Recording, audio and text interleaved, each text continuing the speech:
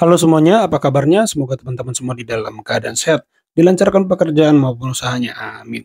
Ya, teman-teman, pada video kali ini saya mau mengajak teman-teman menyaksikan gitu ya, parodi ketika gitu ya pemimpin negara ini menyalahkan cuaca gitu ya untuk mahalnya harga beras. Dan juga saya juga mau mengajak teman-teman menyaksikan gitu ya di mana ternyata makan siang gratis Prabowo Gibran ini sudah disimulasikan oleh Menko Bidang, Perekonomian, Pak Erlangga gitu ya teman-teman di Tangerang baru-baru ini. Bahkan konon sudah dibahas di kabinet yang menuai polemik karena belum ada keputusan resmi KPU gitu ya. Dan kalaupun, ibaratnya sudah diputuskan KPU, itu kan sebenarnya program presiden yang nanti terpilih, bukan programnya, Jokowi. Kenapa semangat sekali membahasnya gitu teman-teman. Nah ini mendapat kritik-kritik juga sih dari, banyak netizen dan pengamat. Nah, tapi kita simak dulu beberapa video ini gitu ya teman-teman, parodi di mana gitu,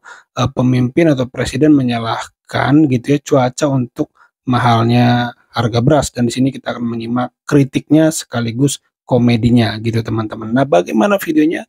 Coba kita simak dulu bareng-bareng. Kau keterlaluan, kau selalu saja menyalahgunakan kekuatanmu itu.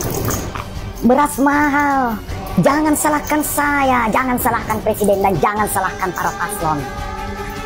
Itu hanya drama untuk menggiring opini saja. Salahkan dirimu sendiri. Kenapa undang-undang perampasan aset dan pemiskinan koruptor tidak kamu sahkan? Kegaduhan ini semua adalah strategi dan siasat licik para satwa-satwa koruptor yang sibuk memperkaya dirinya sendiri dan keluarganya saja. Kamu tahu kenapa petani gagal panen yang mengakibatkan kelangkaan beras sehingga beras menjadi mahal? Kamu mau bilang karena perubahan iklim dan cuaca? Betul, tapi itu bisa diantisipasi kalau para aparatur negara bekerja dengan baik. Kamu lihat, irigasi dan bendungan untuk pengairan petani masih banyak yang tidak diperhatikan sama sekali. Bahkan ada pembangunan irigasi dan bendungan yang mangkrak sudah hampir 5 tahun. Tidak ada perkembangan. Dananya kemana? Kalau enggak dikorupsi. Pupuk subsidi langka dan pembagian tidak merata. Karena ulah oknum aparat-aparat yang kerjanya tidak becus. Karena ada unsur kepentingan pribadi. Kebanyakan oknum aparat desa sampai ke lingkungan kementerian hanya mementingkan kesejahteraan diri sendiri dan keluarga. Wasudewa. Makanya perkorupsian lancar. Negeri kita luas, kaya. Bahkan seluruh dunia tahu itu. Tapi karena aparatur negara sendiri yang membuat rakyat menderita. Karena nggak ada jiwa nasionalis, moral yang picik, dan budaya korupsinya yang luar biasa. Coba kamu bayangkan, berapa triliun kerugian negara setiap tahun akibat pula para satwa-satwa koruptor yang menggerogoti anggaran-anggaran yang seharusnya untuk kesejahteraan rakyat dan petani. Malah habis dimakan para hama-hama mematikan yang disebut koruptor. Sadar nggak? Mereka tidak takut korupsi karena penegakan hukum lemah. Undang-undang perampasan aset dan pemiskinan koruptor tidak disahkan. Kalau ketahuan korupsi itu mereka sudah perhitungkan. Masuk penjara mereka cuma menganggap itu adalah cuti. Tinggal tunggu keluar dan nikmati hasil korupsi.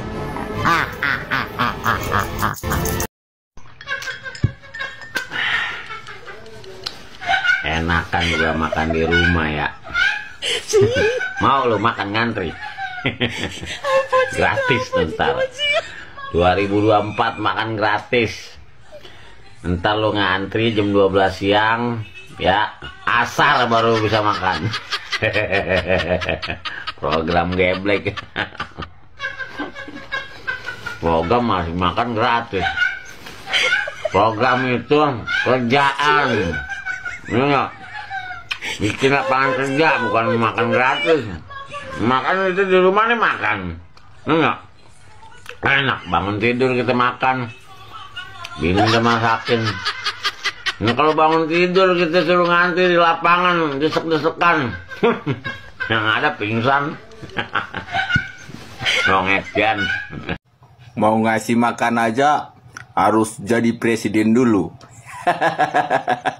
Itu pun dari pajak. Pajak yang dinaikkan untuk ngasih makan rakyat, anak-anak rakyat. Katanya seluruh Indonesia ibu-ibu masak untuk makan siang gratis. Dari pajak. Yang lucunya itu kok masih ada orang percaya gitu loh. Sebodoh-bodohnya saya tahu itu cara korupsi juga itu. Nanti 1-2 kali nyampe ke rakyat makanan itu. Bahan-bahannya beras, bahan pokok lain-lainnya. Dan 1 kali 2 kali nyampe memang. 3 kali 4 kali ya masuk ke kantongnya. Gitu. Makanya banyak itu caranya itu calon pemimpin itu untuk mengambil uang rakyat. Yang herannya aku itu sama yang percaya itu loh. Sama pendukungnya itu loh. Yuk makan. Ya, saya sendiri sebenarnya tidak setuju ya dengan program makan siang gratis ini gitu ya.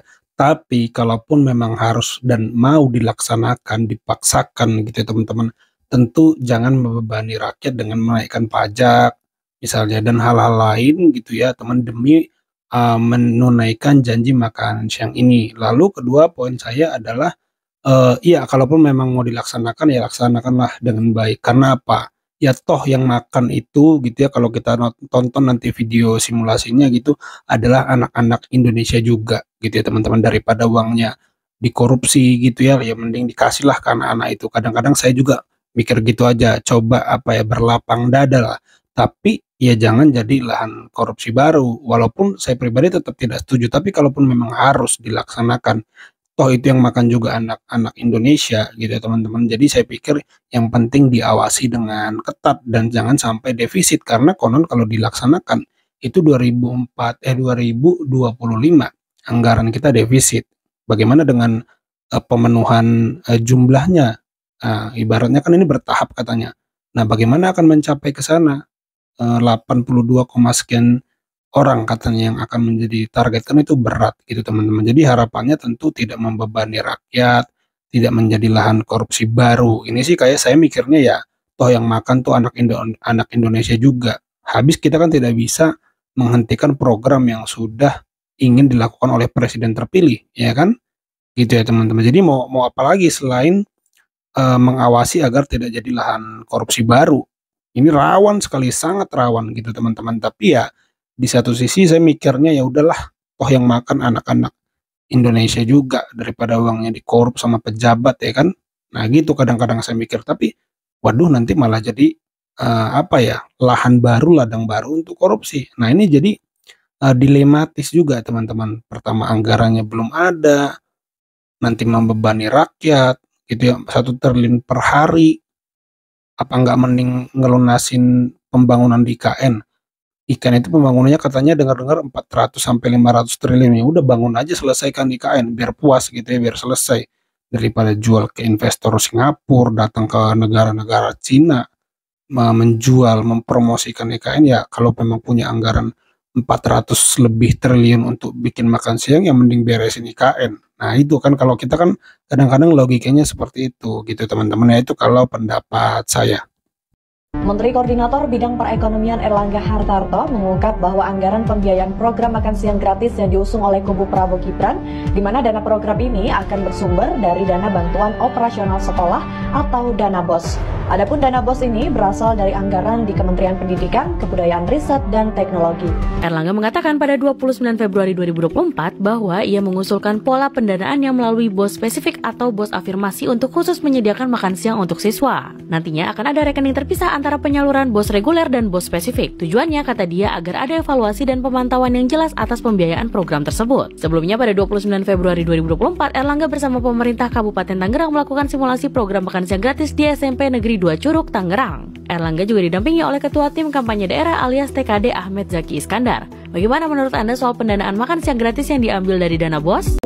Halo guys, kemarin kita sama-sama lihat program makan siang gratis sudah mulai disimulasikan di 2 sekolah di Tangerang Selatan, di salah satu SD dan SMP, dengan biaya Rp15.000 per anak ya, dengan 4 menu ya. Ada ayam, nasi ayam, ada nasi telur gitu ya, semur gitu, ada gado-gado, dan ada somai. Nah, saya bingung juga nih, somai termasuk makanan 4 sehat 5 sempurna atau enggak.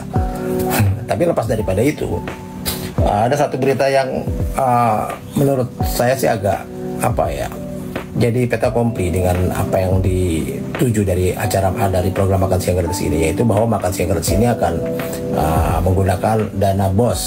Sebenarnya kita tahu dana BOS ini adalah dana yang menunjang pihak sekolah untuk mencukupi kebutuhan sarana dan prasarana dalam proses belajar mengajar ini.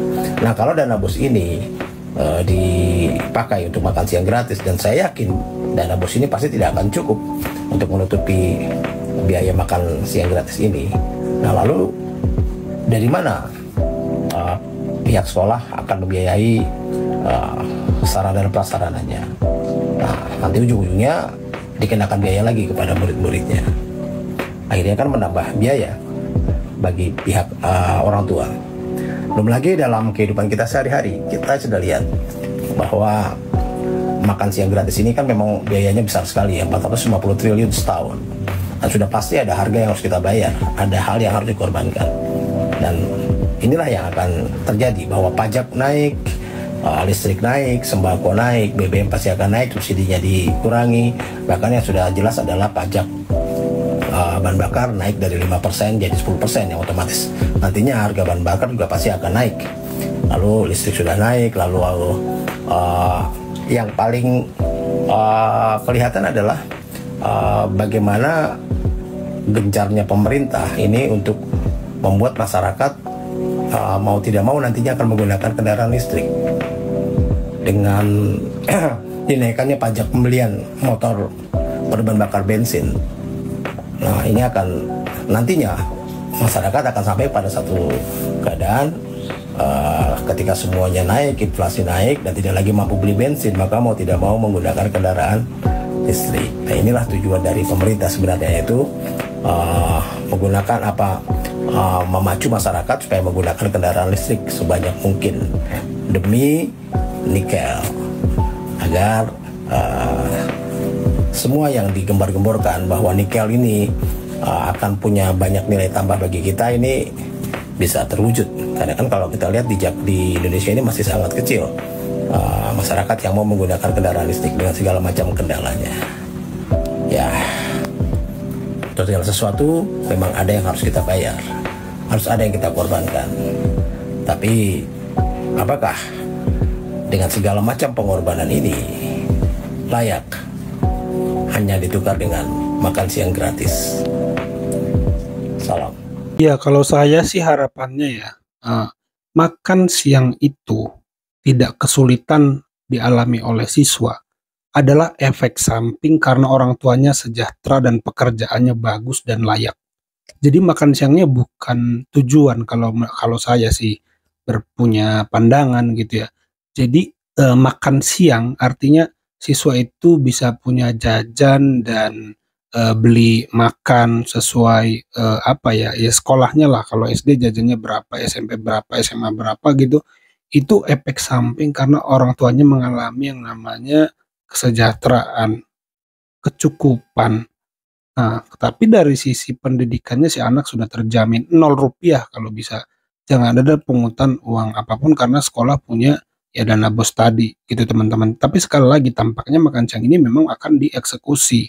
Ya sudah, karena yang makan juga anak-anak Indonesia gitu teman-teman, asal diawasi gitu teman-teman, daripada dimakan, saya mikirnya gitu aja, daripada dimakan pejabat gitu ya, kenyang perut pejabat, udah biar aja anak-anak kita, anak-anak Indonesia itu yang makan kenyang mereka gitu teman-teman. Itu sih saya berpikirnya luasnya aja ya, daripada ibaratnya dilaksanakan tapi dikorupsi, kan mending dilaksanakan tapi diawasi terus dikritisi agar tidak dipaksakan lah pelaksanaannya lalu membebani pajak, BBM segala macam. Itu sih namanya tidak worth it ya, tidak worth it ditukar gitu, dipersulit kehidupan orang tuanya, dikasih anaknya makan siang gratis. Nah, ini kan jadi problematik ya, jadi tidak menyelesaikan masalah dengan solusi, tapi menyelesaikan masalah dengan masalah. Dan sebenarnya apakah anak-anak itu tidak diberi makan siang gratis di sekolah adalah sebuah masalah? Itu pasti